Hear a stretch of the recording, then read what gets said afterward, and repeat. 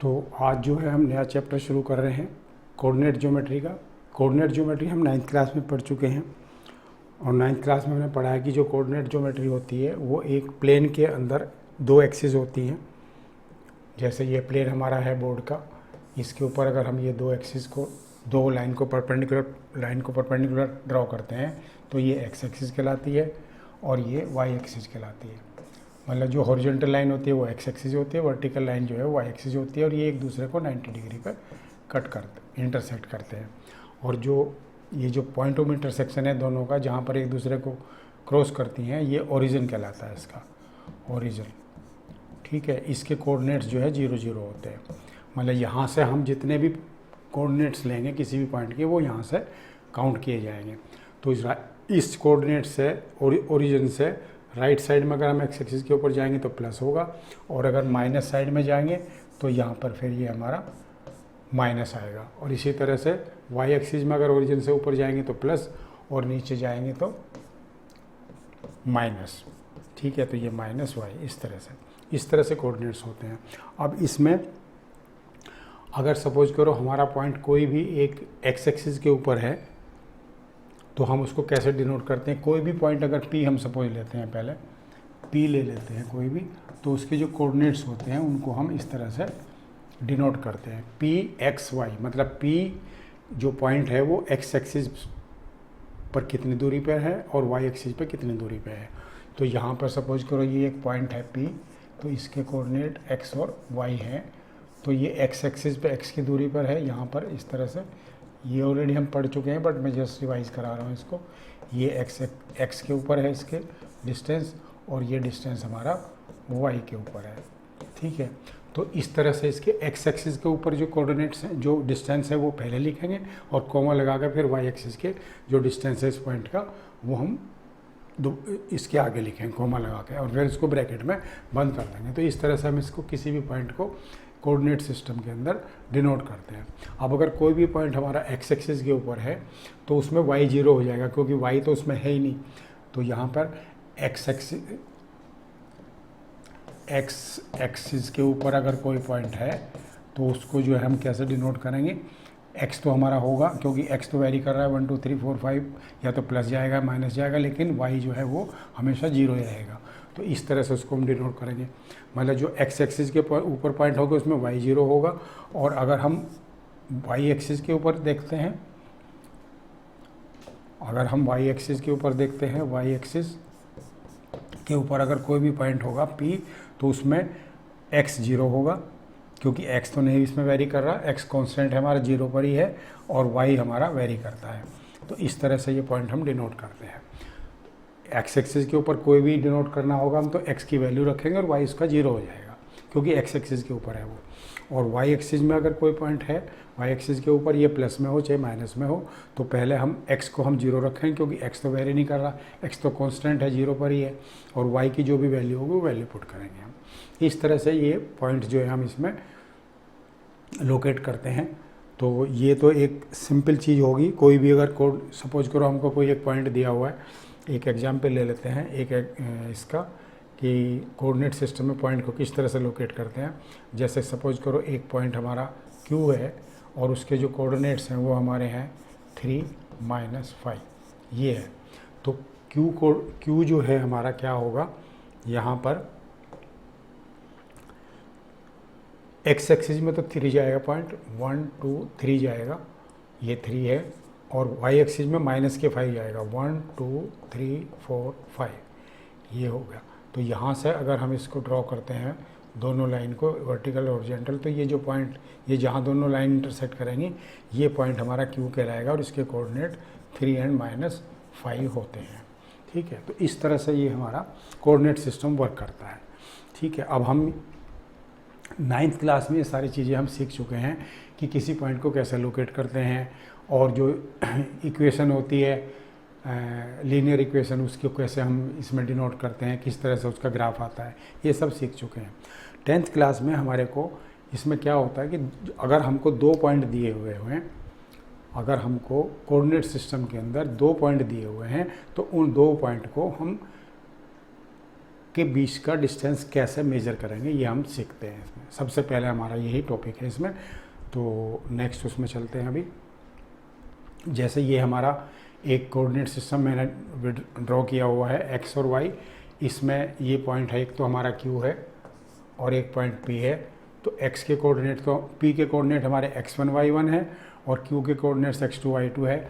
तो जो ये डिस्टेंस होगा हमारा यहाँ से यहाँ तक, ये जो डिस्टेंस होगा ना d, ठीक है, ये डिस्टेंस कितना होगा इन दोनों के बीच में, ये हम कैसे कैलकुलेट करते हैं। ये एक हमारा फार्मूला होता है कि जो d है हमारा या पी क्यू जो है हमारा, P Q equal to D equal to under root of, पहले x के कोऑर्डिनेट को हम x2 माइनस x1 करेंगे और उसका होल स्क्वायर करेंगे, प्लस फिर y2 माइनस y1 करेंगे और फिर इसका होल स्क्वायर करेंगे। ठीक है, इस तरह से ये हम इसका क्या निकालते हैं, डिस्टेंस निकालते हैं। इन दोनों के बीच में जो दूरी है दोनों पॉइंट के बीच में, या जो लेंथ है इसकी पी क्यू लाइन की, वो कितनी होगी या इसका डिस्टेंस कितना होगा, इस तरह से हम कैलकुलेट करते हैं। एक एग्जाम्पल की हेल्प से समझ लेते हैं इसको।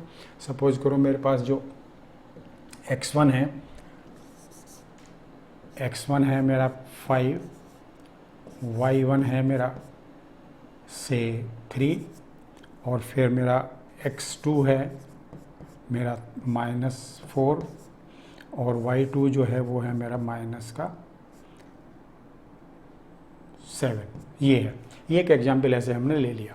तो यहाँ पर अगर हमको इन दोनों पॉइंट्स के बीच में दूरी निकालनी है, मतलब एक पॉइंट तो हमारा ये हो गया, एक पॉइंट ये हो गया, तो ये हो गया हमारा P, ये हो गया हमारा Q। तो अब इसके अगर बीच में हमको डिस्टेंस निकालना है पी क्यू का, या तो इसको हम कैसे निकालेंगे, यहाँ पे x के कोऑर्डिनेट्स में से x का कोऑर्डिनेट घटाएंगे।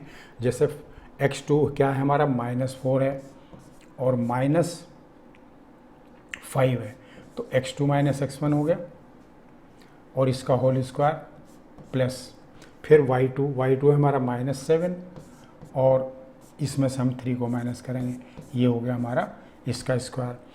अब यहाँ पे एक चीज़ ध्यान देने वाली है कि या तो हम x2 माइनस x1 करें या x1 माइनस x2 करें, जब हम उसका स्क्वायर करेंगे तो वो हमारा सेम ही आएगा।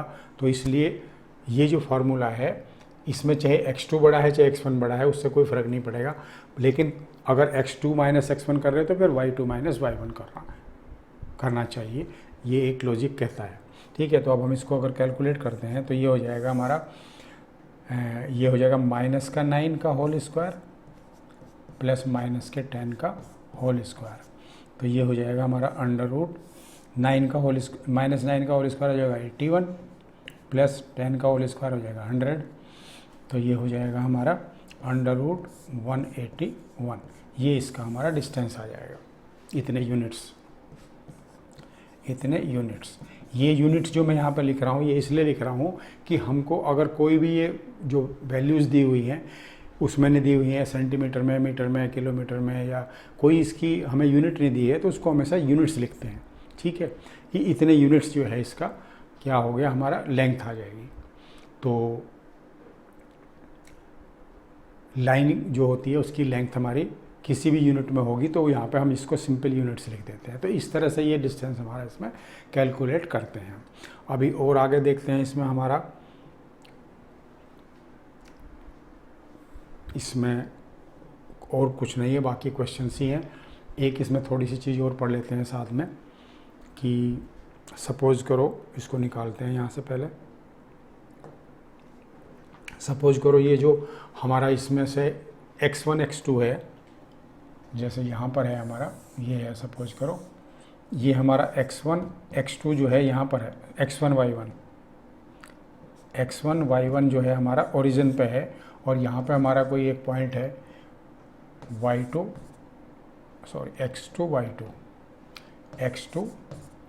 And y2। तो उस केस में हमारी ये जो डिस्टेंस होगी ये कितनी होगी, तो इसमें क्या होगा कि क्योंकि हमारा x1 y1 0 0 है, तो यहाँ पे इसकी वैल्यू 0 0 पुट कर देंगे हम। तो ये पी क्यू क्या हो जाएगा इस केस में, ये पी हो जाएगा, ये हमारा क्यू है। तो ये हो जाएगा अंडर रूट ऑफ x2 कितना है हमारा, x2 ही है, और x1 हमारा 0 है, इसका होल स्क्वायर, प्लस y2 हमारा y2 है और y1 हमारा 0 है, इसका होल स्क्वायर। तो ये हो जाएगा अंडर रूट x2 का होल स्क्वायर प्लस y2 का होल स्क्वायर, बस यही आ जाएगा इसका आंसर। मतलब इसमें x2 का होल स्क्वायर कर दो और y2 का होल स्क्वायर कर दो, तो ये हमारा, अगर हमारा x1 या x1 y1 जो है हमारा इस पे है ओरिजिन पे, तो इस तरह से उसका ये लेंथ निकल जाती है। फार्मूला सेम है, बस x1 और x2 की y2 की वैल्यू जो y1 की वैल्यू जो है हमारी 0 0 होगी यहाँ पे।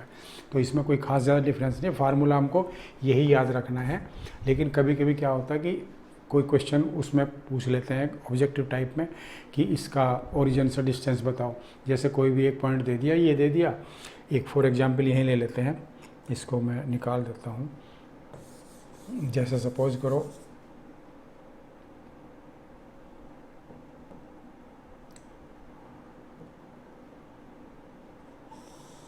जैसे ये मेरे को कोई भी एक इसकी वैल्यू ले लेते हैं हम,